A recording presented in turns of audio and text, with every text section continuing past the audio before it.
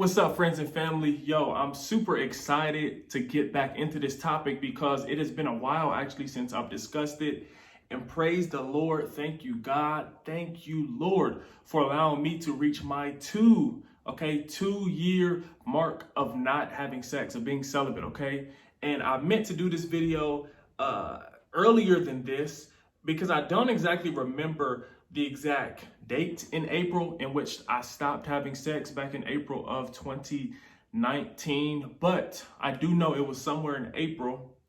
And since I don't remember that exact date, what I do is I just wait until the month was up. And I said, I'm gonna do the video in, around May 1st or something. And so I'm doing the video for you all just to kind of discuss my journey, how things have been, and to maybe encourage somebody who watches this to do the same thing because it can and will help you. Before I begin talking on my content today, I'm giving a disclaimer. I do have a poodle now, okay? I do have a dog, and so he wants to play right now. And so, come here, Bear. Come here. Come here. And so if he gets in the way or he's making a bunch of noise, bear with me. I'm doing this video once, okay? I'm not editing. I just want to do it naturally, all right? And so if he's making a bunch of noise, bear with me, but he wants to play.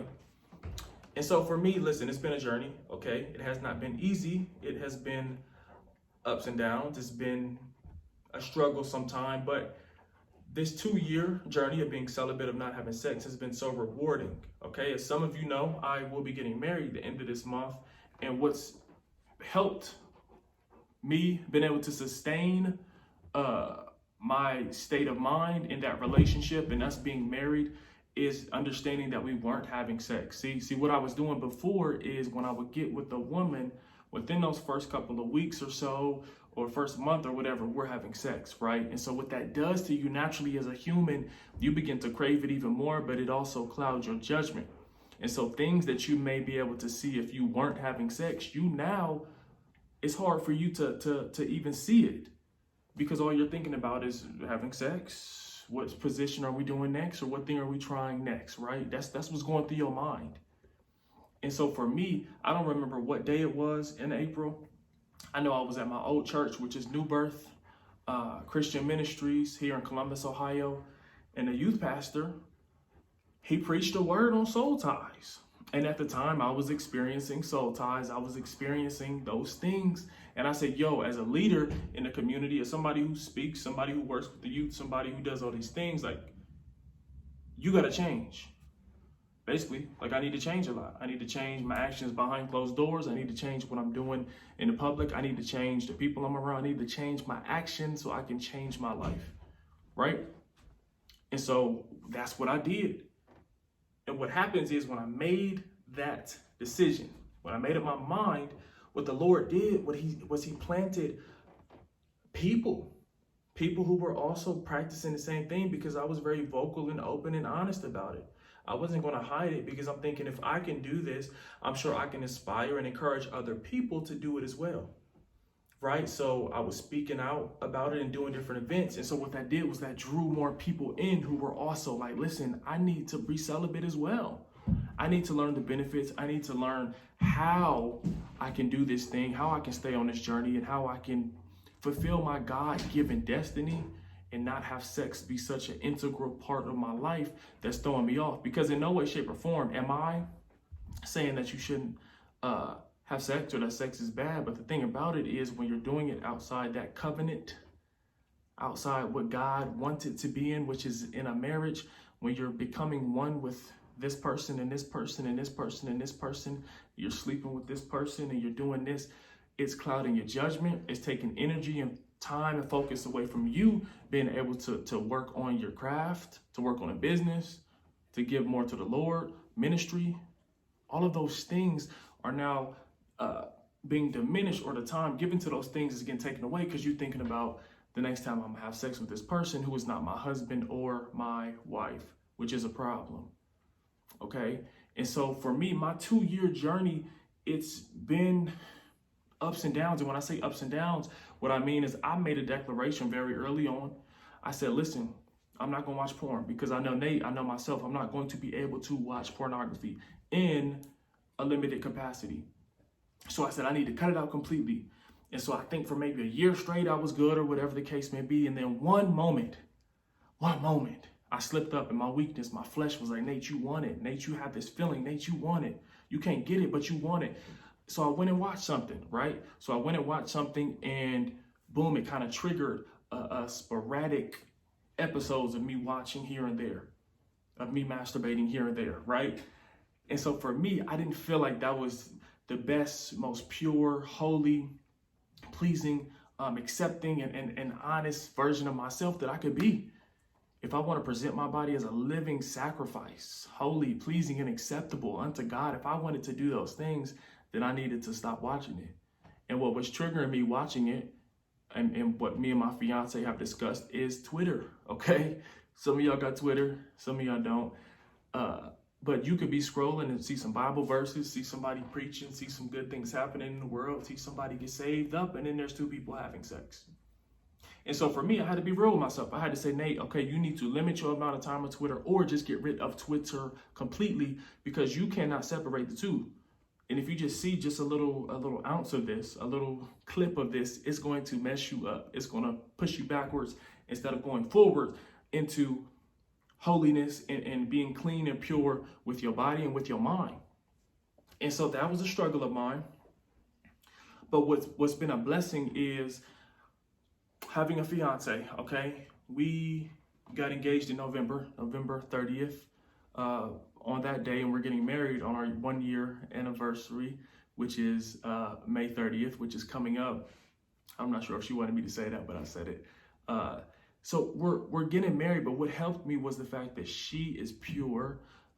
She is, I hope she don't mind me saying this, but she has not engaged in sexual activity. So teaming up with someone like that was able to hold me accountable, was able to help me be accountable, was able to help me be more disciplined, because she knew that she wasn't giving it up. She knew that we weren't going to do it if it was up to her, and that we were going to have to wait. So that has helped me, right? And so I just want to encourage you guys quickly, if you're dating, because I get people messaging me all the time. If you're dating somebody, if you're in a relationship, if you're engaged, and you may want to be celibate, you may want to not have sex until marriage. It's easier said than done, but you're going to need to have a conversation with that person and let them know where you stand with that. You're going to have to. And the problem is sometimes we wait too late to have these conversations. So now you then built this bond with somebody, both physically, spiritually, mentally, intellectually. You've been bonded with this person because you're already sleeping with them. But midway through is when you want to say, yo, we need to stop doing this. Or I want to wait until marriage to have sex. I want to be celibate.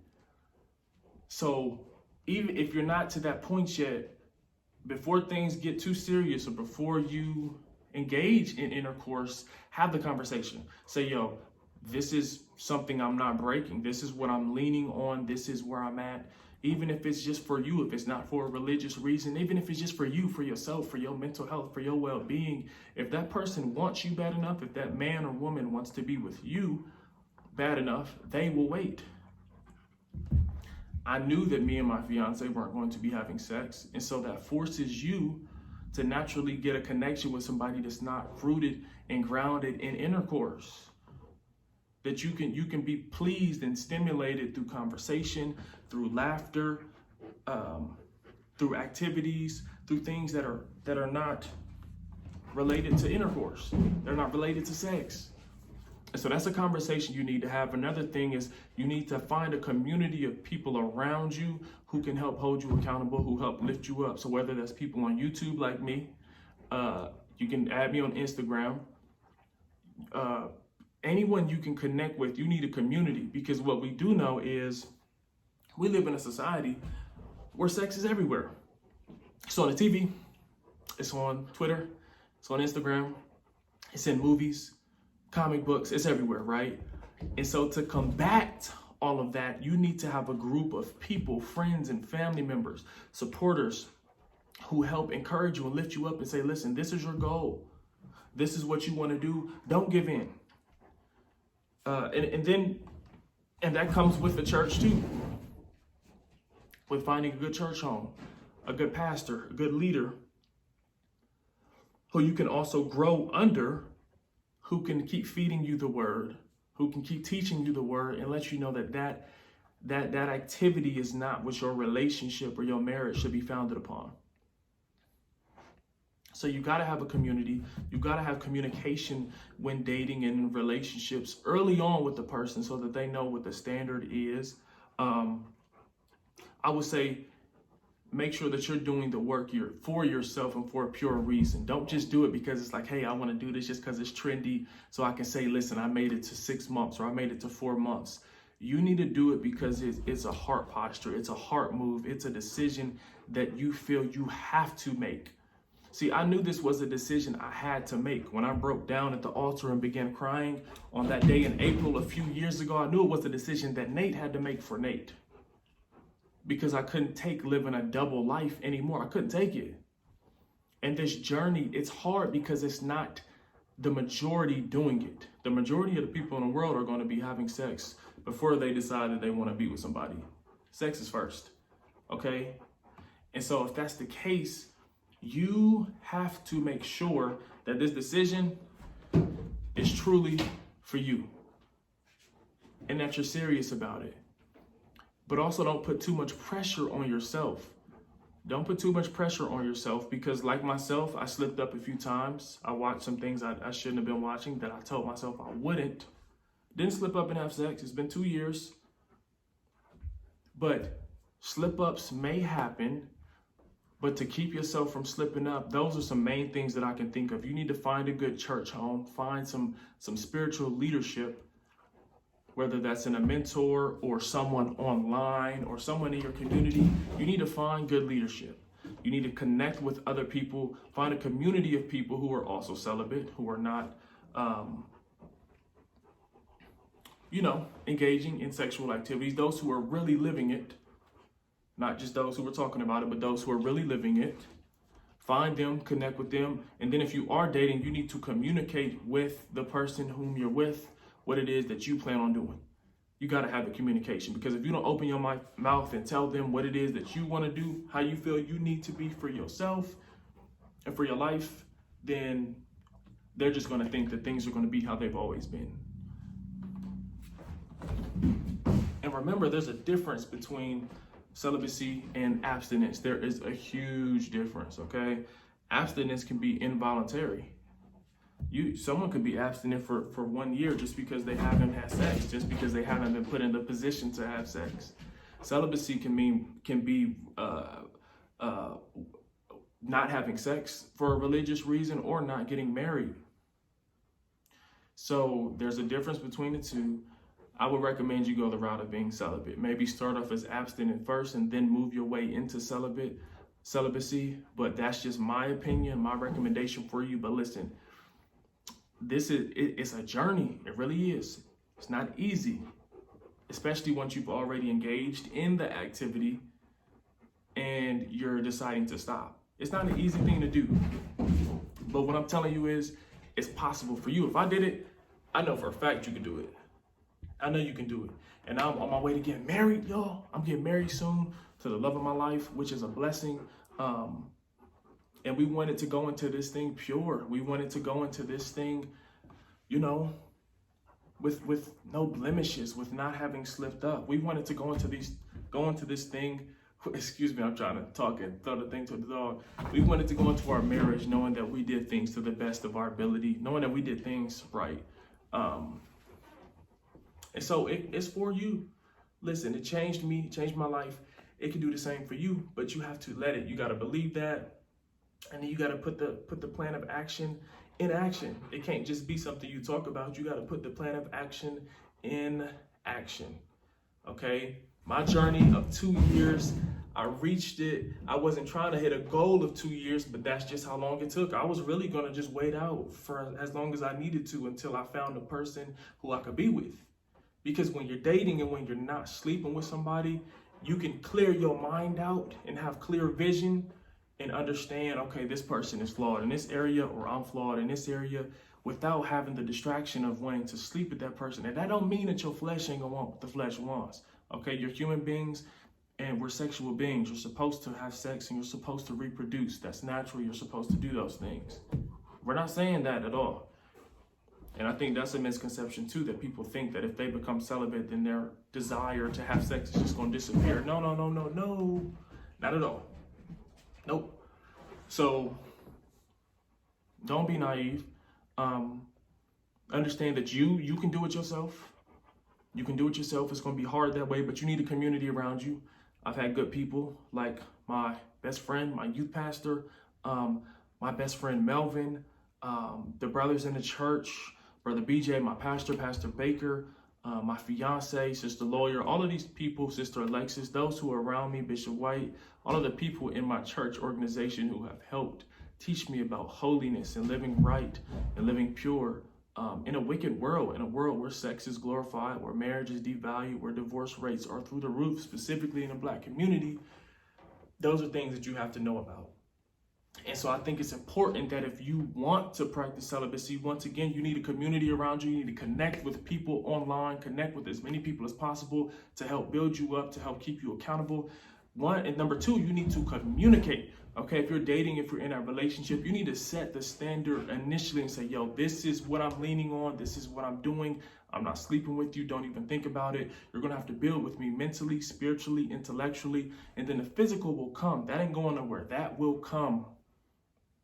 That is going to come. And number three, you need to get under good spiritual leadership. So whether that's a church home, a pastor, a mentor, you need spiritual leadership to help feed you spiritually as you're denying that flesh, as you're fasting, as you're not having sex, as you're not watching pornography, because that was something that I struggled with.